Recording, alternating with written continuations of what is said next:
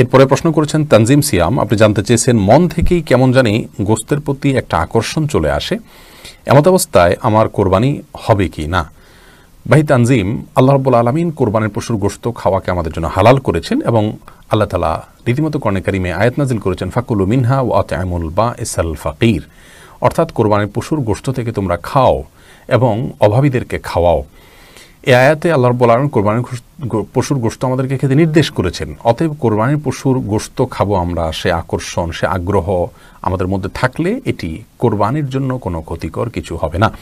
নবী করিম সাল্লাল্লাহু আলাইহি সাল্লাম সম্পর্কে মুসনাদে আহমদ এবং তিরমিজি সহ বিভিন্ন হাদিসে কিতাবে বর্ণিত হয়েছে যে তিনি তার কোরবানির গোশত খেতেন।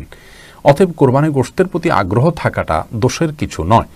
তবে যদি গোশতটাই মুখ্য হয়, সওয়াবটা গৌণ হয় এবং গোশত সংগ্রহের জন্য, গোশত খাওয়ার জন্যই মূলত কোরবানির আয়োজন করা হয়, আল্লাহ মাফ করুন, তাহলে সেক্ষেত্রে এটি অবশ্যই কোরবানি নষ্ট হওয়ার কারণ হবে এবং এর কারণে কোরবানি বিশুদ্ধ হবে না, কোরবানির ইবাদতের সওয়াব পাওয়া যাবে না।